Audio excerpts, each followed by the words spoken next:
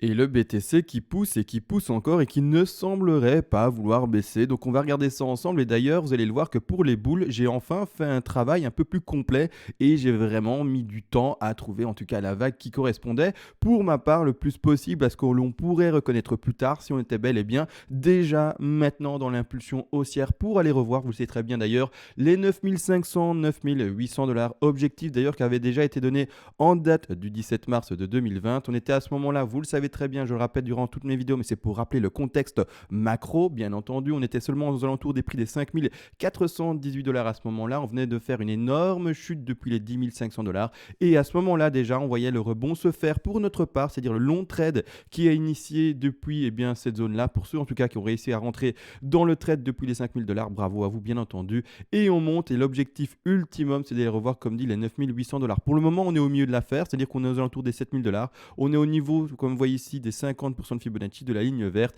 Et il nous reste encore la moitié du chemin, en tout cas pour le trade de ceux qui ont réussi à rentrer dessus, bien entendu, depuis le 17 mars, voire même le 18 mars, parce qu'il y a eu des occasions par après de rentrer dedans dans des corrections intéressantes. On va analyser tout ça, bien entendu, ensemble, mais comme d'habitude, juste avant, une minuscule, une très courte intro, et vous le savez. Et bonjour à tous, aujourd'hui très heureux de vous retrouver sur le BTC face au dollar qu'on va analyser ensemble, mais juste avant je voulais remercier comme toujours les personnes qui font des donations pour soutenir le travail que je fais et que je partage en vidéo bien entendu, vous le savez. Contre une donation pour soutenir mon travail, eh bien ça fonctionne par palier et selon le palier de donation que vous atteignez, soit je vous offre tout volontiers toutes les règles d'Elliott en français indiquées ici à l'écran comme ça par vous-même, vous pourrez également faire vos propres plans de trading, faire des points d'entrée qui sont calculés, des stop loss de placer et également des take profit partiels de placer de manière calculée et non pas de manière surtout hasardeuse. Et également par vous-même, vous pourrez également créer, comme vous le savez, des plans de scénario moyen, court, très long terme également. Et par après, au tout dernier palier, vous pouvez me demander une expertise, c'est-à-dire une analyse à la demande que je ferai le plus rapidement possible en vidéo sur une crypto-monnaie ou pas. Et ça sera fait le plus rapidement possible. Alors c'est parti, on part maintenant directement dans l'analyse. Premièrement, je ne sais pas si je l'ai dit en début de vidéo parce que j'ai eu quelques coupures lors de l'intro où j'ai complètement raté mon affaire, mais c'est pas grave, vous le savez très bien, je suis pas un orateur pro, mais c'est pas grave, l'important c'est l'analyse ici. Mais clairement, j'ai pris plus de temps pour travailler le plan boule et clairement, si maintenant ça devait pumper et déjà encore refaire des plus hauts, je vais introduire le plan que je vais vous montrer durant cette vidéo-ci. Donc on est encore et toujours vers la hausse, vers les 9000, non pas 9000, pas ici en tout cas les 10 000 où c'est indiqué, les 9800 dollars ici plus précisément. C'est toujours dans ce plan-là qu'on, bien entendu, voit cette affaire-ci. La seule difficulté qu'on a en ce moment, c'est que grossièrement, le BTC, il est occupé de range depuis maintenant 12-13 jours. Donc il reste dans une position horizontale sans réellement avoir des hausses qui sont vraiment très confirmées. Et c'est ça qui est assez ennuyeux, bien entendu, quand on analyse ça sur du long terme. Malgré tout, comme dit, si on devait monter, je vais vous montrer dans quoi je l'ai introduit. Donc premièrement, pas de complexité par rapport à la hausse globale qui est la grande figure ici en jaune. Je vais la mettre en rose comme ça on la voit bien. L'objectif de cette énorme figure c'est de faire une flat et donc d'aller chercher les 90% de Fibonacci de retracement de la racine vers la A. C'est comme ça que précédemment dans la vidéo précédente ou en tout cas en date du 17 mars on avait défini cette énorme figure à l'avance entre guillemets et voir la hausse du BTC. Alors rien n'est confirmé qu'on va d'office à 9008 mais c'est pour ça qu'on a bien entendu un plan de trading et également tout simplement des take profit partiels de placer et des objectifs. Bien entendu, on ne lit pas l'avenir, on met des plans de trading ensemble et c'est tout grossièrement. Donc ici, encore une fois, pas la prétention d'avoir cette fameuse boule de cristal. Malgré tout, quand on va monter vers cette baie qui a comme objectif 9800 dollars, donc maintenant je vais la mettre en retrait avec d'ailleurs une couleur de nouveau un peu plus classique, on va la mettre de nouveau en jaune, comme ça elle nous gêne moins, peu importe. Cette hausse-là doit, en tout cas dans le décompte que j'en ai, se faire en WXY. Cette WXY peut être très piégeuse parce qu'elle devrait monter, on l'a déjà expliqué, en différentes configurations et pour ceux qui sont haussiers maintenant, vous allez devoir en tout cas réussir à trouver une configuration qui monte dans ces WXY. Les différentes configurations, je vais les mettre sur le côté. Donc ce que je vais dessiner maintenant doit s'introduire entre la X en vert ici et la Y. Doit se faire en grande échelle, soit en A, en B et en C, comme indiqué ici, sauf que maintenant c'est pas visible mais comme suit, en ABC en zigzag, ou également en ABC en flat avec une correction plutôt forte, ou également, vous le savez très bien, en triangle. Alors le triangle je vais le dessiner, mais n'empêche, je le dis déjà, c'est quelque chose qu'on n'envisage pas du tout, mais malgré tout, je le dessine parce que il fait partie des règles et il faut savoir que ça existe. Dans cette configuration, je ne vois pas, mais après, bon, pourquoi pas, peut-être que, mais voilà, c'est montré, peu importe. Donc tout ce que je viens de dessiner doit pouvoir se faire décompter dans la X en vert, vers la Y la Y non, mais la Y, pardon, en vert. Donc ici, pour le moment, je vous montre déjà ce qui se passe. Premièrement, si vraiment on doit partir dans un décompte haussier, j'ai pris un peu de temps quand même pour analyser ça et me dire, bon, vraiment maintenant, pose-toi, accepte le fait qu'on soit peut-être vraiment dans un marché haussier maintenant, mais du coup, maintenant, comment introduire toutes les vagues qu'on peut voir ici à l'écran? Premièrement, soit on commence avec une légère ABC en flat qui est elle-même et sera elle-même le sous-décompte d'une plus grande ABC en flat, ou même pas, tout simplement, ou une ABC comme suit, par exemple. A, B et puis oui, c'est vrai, une flat quand même. On devrait quand même retrouver une correction assez puissante à un moment si on est bel et bien dans une flat. Et puis après, partir à la hausse comme suit. D'accord? Donc vraiment, un sous-décompte de quelque chose de beaucoup plus puissant avec un retracement très puissant qui irait de nouveau retrouver un niveau de support super bas, hein, grossièrement retrouver de nouveau les 5000 malgré la hausse qu'on pourrait reconnaître maintenant. C'est tout à fait potentiel. Il faut en avoir conscience. Maintenant, le travail, comme dit, pour aller vers les 9008, c'est de trouver la vague parfaite. Alors c'est assez compliqué parce que comme dit, un range de 10 jours, c'est comme ça et c'est le jeu et finalement c'est grossièrement ce qui peut nous amuser également pour le travail technique et finalement le fait de faire bouger ses méninges. L'objectif ici, si on est bel et bien dans cette ABC pour monter, l'objectif serait le suivant. C'est-à-dire si je prends mon Fibo, que je vais ici à la racine, que je vais au sommet de ma A ici sans aller dans la profondeur par rapport à la B, pas se tromper bien entendu, pour moi c'est vraiment la A qui a son sommet ici, bien entendu. Par après je vais au bas de ma B et là clairement les objectifs seront au moins normalement, statistiquement, d'aller chercher les 161,8 dans ce cas de figure-ci, parce qu'on a déjà été chercher les 123, donc pour ma part, si vraiment ça devait péter maintenant à la hausse, l'objectif serait d'aller chercher la petite zone verte que je vais mettre ici à l'écran, donc c'est-à-dire qu'on va la mettre, même pas je vais la mettre en rouge parce que ce n'est pas un objectif d'achat. Attention à vous, si vous passez à l'achat dans des zones où ça pump et vous vous dites j'achète parce que c'est vert et parce qu'il y a des jolies bougies vertes, malheureusement la plupart du temps vous allez faire avoir par un super piège. On doit acheter quand, ou en tout cas on doit trouver une opportunité d'achat quand, et je parle pour les traders, pas les investisseurs, attention, je parle à ceux qui ouvrent une position d'achat avec un stop loss de placer, des take profit partiels de placer par après. Si vous comprenez aucun des termes que j'explique maintenant, c'est que vous n'êtes pas trader et c'est pas à vous que je parle. Vous ne faites rien, ou en tout cas rien par rapport à ce que j'explique. C'est super important de le comprendre. C'est que vous êtes investisseur et ça n'a juste rien à voir avec le trading. Faites attention à ça. Si vous ne connaissez pas l'univers du trading, c'est important, hein, s'il vous plaît, ne faites pas n'importe quoi et vous trompez pas, en tout cas, par rapport à la cible que je vise. Je parle maintenant aux traders. D'accord? Donc ça, c'est maintenant mise en garde dite. C'est assez important. Donc là, maintenant, rectangle rouge. C'est-à-dire que non, n'achetez pas à 7000, par exemple, ici, l'objectif donné, c'est les 7763 $. N'achetez pas à 7763 $, s'il vous plaît. Hein, en tout cas, si vous avez le plan que je montre. Parce que vous allez acheter un top peut-être, et après, grosse correction encore une fois, et vous allez pleurer, vous dire, mince, c'était vert, j'ai acheté parce que je pensais que ça allait à 9008 direct. Non, hein, d'accord, boum, gros crash. Maintenant, n'empêche, ici, on voit un objectif pour cet ABC qui est indiqué à l'écran et qui pourrait indiquer l'objectif des 7800 $, d'accord. Malgré tout, si le BTC le veut, il peut également, il est vrai, alors je ne veux pas montrer cette flèche-là, pardon, mais s'il le veut également, il peut faire des extensions. On ne privilégie encore et toujours pas les extensions, d'accord, dans son plan de trading. Encore et toujours, on ne privilégie pas son plan de trading. Malgré tout, il le peut. Donc c'est pour ça, encore une fois, si jamais vous avez un trade haussier, parce que vous êtes rentré sur un bas de X que vous avez vu plus tôt que moi, etc., et que votre analyse, elle tient la route et que c'est parfait.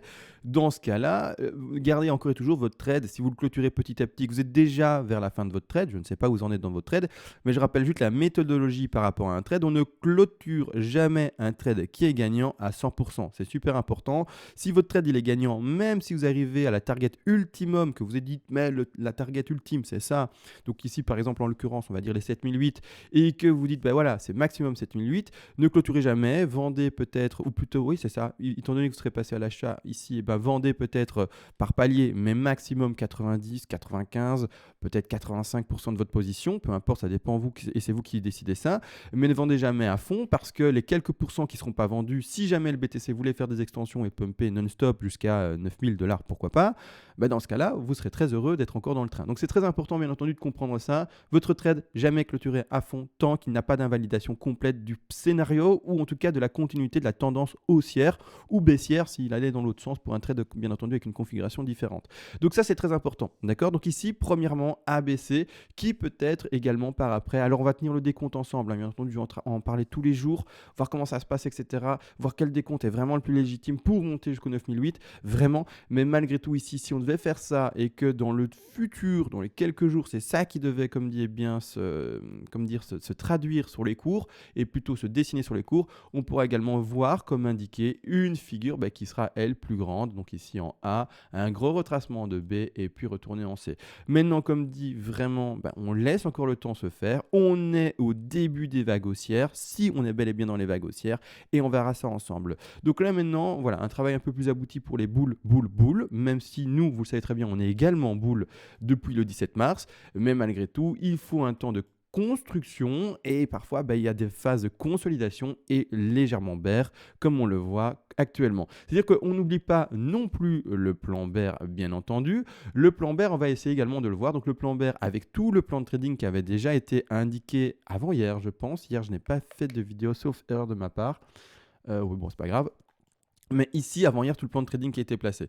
Donc d'ailleurs, hier, non pas hier, mais avant-hier, pardon, quand on mettait le plan de trading en place, qu'on disait, vous avez ouvert votre short au 123% de retracement, etc., de la baie, etc., etc. Je ne vais pas rappeler tout le développement et la construction de toutes ces vagues-ci passées, bien entendu, mais c'est-à-dire que... Excusez-moi, un petit chat dans la gorge. Ceux qui auraient initié ce trade-là, étant donné qu'on met un plan de trading ensemble, c'est-à-dire qu'il y a une stratégie, vous ne pouvez plus être perdant. Votre stop loss, j'ose espérer que vous l'avez rentré au moins, si vous êtes rentré sur les 123% de Fibonacci, donc à pile poil 7292 $, un peu plus, un peu moins, ça dépend de l'échange, mais au moins placez votre stop loss comme indiqué, d'ailleurs je rappelle la méthodologie ici, à votre point d'entrée, comme indiqué dans les vidéos précédentes, et maintenant le TP1, le TP de sécurité a dû être pris à 23 ou 32% de Fibonacci, sauf erreur de ma part, mais je pense que c'est ça.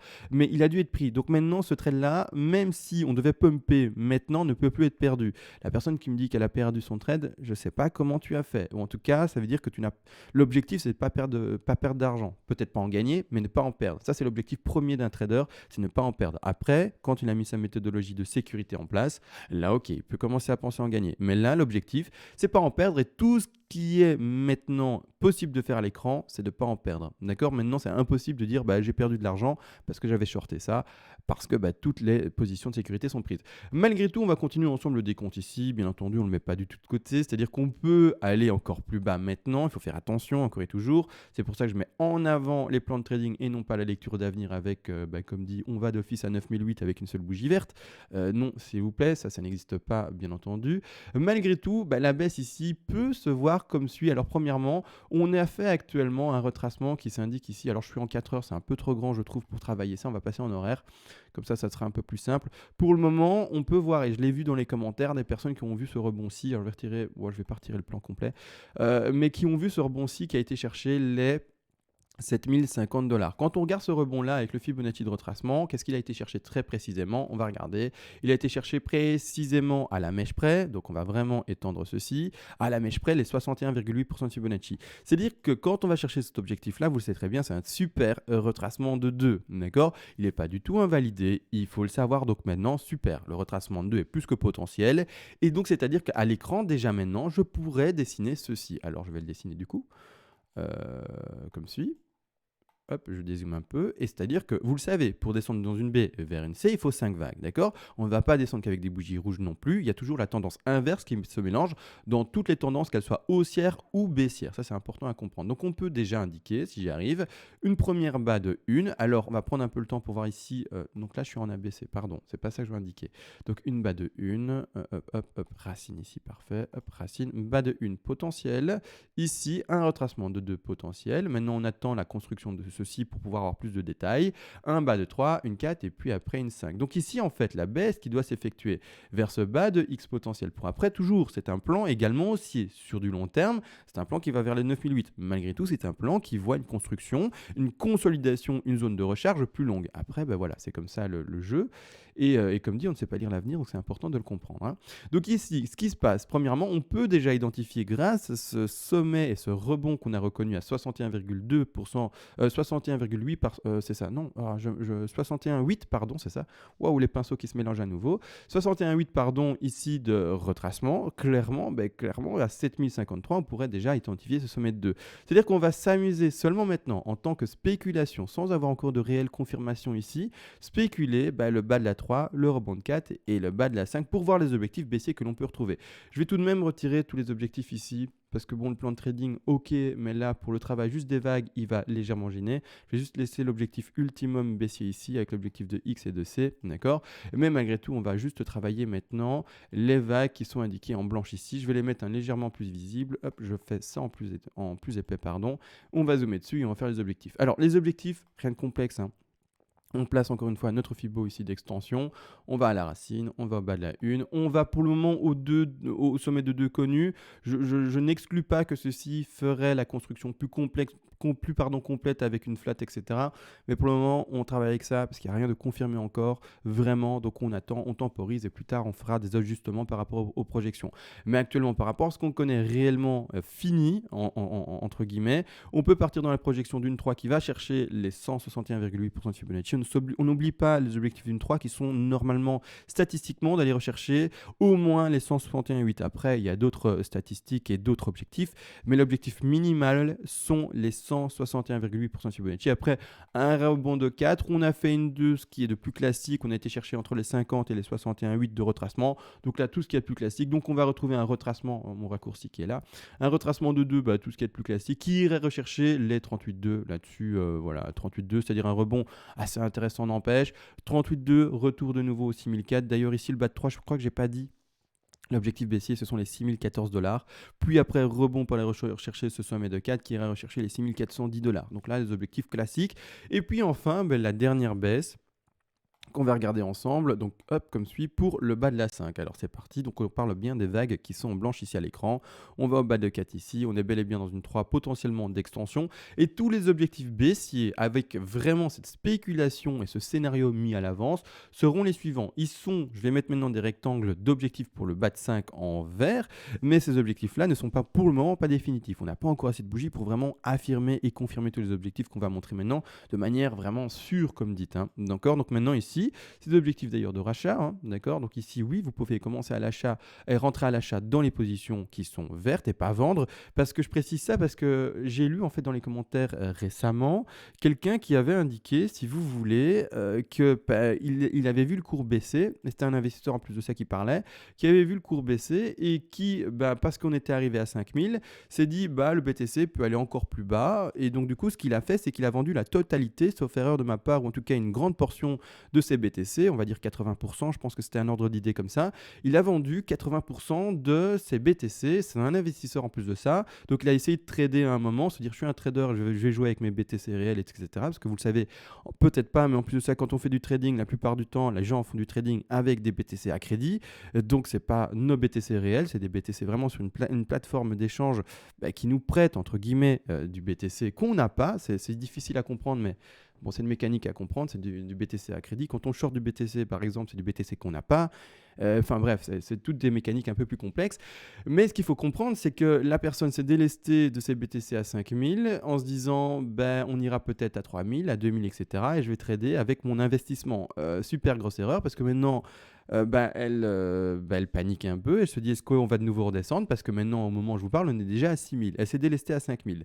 Donc, voilà, ne méprenez pas ce que je mets ici à l'écran. Premièrement, je parle aux traders et pas aux investisseurs. Et secondement, quand je mets des rectangles verts, il ne faut pas vendre. Il faut commencer à acheter. Il faut vendre quand il y a des rectangles rouges. Il faut vendre dans les portions et dans les zones où il y a du rouge. Mais pas quand il y a du vert. Pour moi, ça me semble... En tout cas, pour moi, je trouve ça très simple avec le code couleur que je donne. C'est pour ça que quand il y a du vert, ça veut dire achat. Hein, ça veut dire qu'on commence à acheter dans les zones basses. Quand il y a du rouge, on achète. Quand on voyait qu'il y a des rouges qui se dessinent et que ça descend, on commence à acheter, pas à vendre. C'est voilà, hein. Enfin bon, ben voilà. Bon, après, j'espère que tu arriveras, à te rattraper et à faire en sorte que ça te fasse pas trop mal. Donc j'espère pour toi qu'on redescende en gros, pour que tu puisses rentrer dans le train. Mais attention, panique pas quoi. Enfin, je sais pas. C'est une diffusion, comment dire, c'est une position délicate dans laquelle tu t'es mise. Mais bon, c'est comme ça et c'est la vie.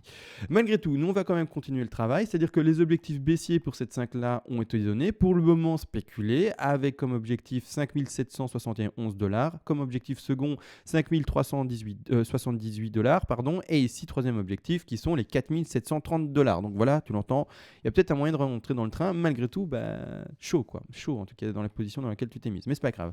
Malgré tout, maintenant, au moment où je vous parle, ici on fait une configuration peut-être en soufflate, etc., un peu plus complexe. Peut-être que du coup la 2 va se finir plus tard. Comme dit, je temporise, je ne suis pas du tout quelqu'un qui veut tout simplement mettre la charrue avant les bœufs. Et c'est-à-dire qu'on attend, on temporise. Hein. Ayez également de votre côté cette habitude-là de dire le cours fait ceci, j'attends. Et ne soyez pas forcément toutes les heures derrière votre écran parce que ça va devenir fou. Je vous lis beaucoup dans les commentaires et c'est pas un problème. Hein. Au début, on a envie à fond d'être dedans. Mais également, si vous voulez pas devenir fou et faire attention à votre santé, pensez à vous promener, attention avec le confinement encore une fois, pardon, mais pensez à vous aérer l'esprit et ne restez pas non plus sur un décompte et à vous dire je décompte en minutes, en quart d'heure ou même en secondes. Restez calme, laissez faire les grandes figures se faire. Quand vous avez identifié une grande figure, entrée en trade oui ou non, c'est vous qui décidez de ça. Mais malgré tout, les petites figures, les toutes petites figures, laissez-les faire, d'accord, doucement, on attend les validations, etc. Quand elles seront dessinées, quand vous aurez des validations, ok, on a trouvé ça et ça et ça. Maintenant, si jamais, par exemple, c'est vrai, vous n'avez pas réussi à rentrer dans le train pour, par exemple, ouvrir ce short-là à précisément 123% de Fibonacci, ok, là, vous pouvez vous dire, je commence à sous-décompter ça pour re-rentrer dans un plus petit train et pouvoir essayer d'avoir la baisse qui vient avec. Là, ok, c'est légitime. Mais si vous êtes dans un décompte plus grand et que vous avez eu le train, vous cassez pas la tête. Laissez faire le trade, prenez les TP qui ont été indiqués, etc., etc. Et petit à petit, vous faites le décompte. Mais voilà, ne vous prenez plus la tête une fois que vous êtes dans le train et que vous commencez déjà les grands décomptes. D'accord. Ceux qui doivent se casser la tête, comme dit, c'est ceux qui veulent réessayer de rentrer dans le train. Là, cassez-vous la tête et allez-y. Mais les autres pas, d'accord. Donc ici, tout a été dit, grossièrement, je mets un appui plus important maintenant dans le décompte également boule, c'est-à-dire que je vous ai montré un décompte un peu plus travaillé et plus convaincant. On prend encore, comme dit, le temps d'analyser ça. L'objectif n'empêche, c'est de monter aux 9800 $, mais voilà, comme dit, c'est très simple, hein, on le voit, on est en range et on est entre la zone des prix des 6980 $ et la zone des prix ici un peu plus basse des 7700, 7800 $ depuis 12, 13 jours, maintenant bientôt 14. Donc voilà, c'est ennuyeux, c'est comme ça et c'est la vie également de l'analyse technique, du trader et de l'investisseur. Parfois c'est ennuyeux et c'est comme ça. D'ailleurs, je dois faire beaucoup de vidéos en ce moment, je vais faire une prochaine vidéo sur que je vais faire aujourd'hui d'ailleurs, donc en seconde partie de journée, sur le MXN qui d'ailleurs qui n'est pas une crypto-monnaie mais qui est un actif boursier classique. Donc je vais également le faire en seconde partie de journée. Ça, et après je vais également faire une analyse qui va parler du halving, une explication du halving, parce que j'ai bien entendu conscience, vous le savez très bien, qu'il y a peu de monde, malheureusement, ou trop peu de monde par rapport au BTC qui savent ce que c'est le halving alors qu'elles sont dans le BTC. Et ça me semble important d'au moins expliquer à ceux qui ne sauraient pas ce qu'est le halving, qu'est-ce que c'est. En gros, c'est une mécanique super importante du BTC. Et on va expliquer ensemble ce que c'est, bien entendu, un maximum, le plus simplement pour les néophytes, les débutants, ceux qui arrivent dans le marché des crypto-monnaies. Bon, là, on a vraiment tout vu, plan boule et plan bear. Aucun des deux n'est invalidé. C'est ça qu'il faut comprendre, c'est que là, maintenant...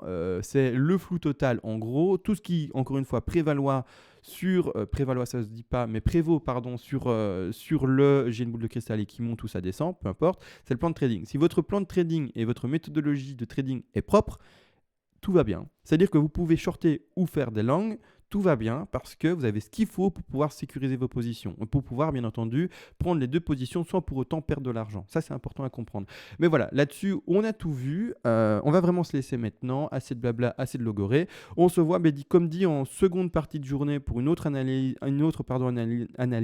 J'ai du mal en fin de journée, mais en fin de vidéo, mais c'est pas grave. Du coup, on va clôturer directement et on se voit à plus tard, comme dit. Ciao.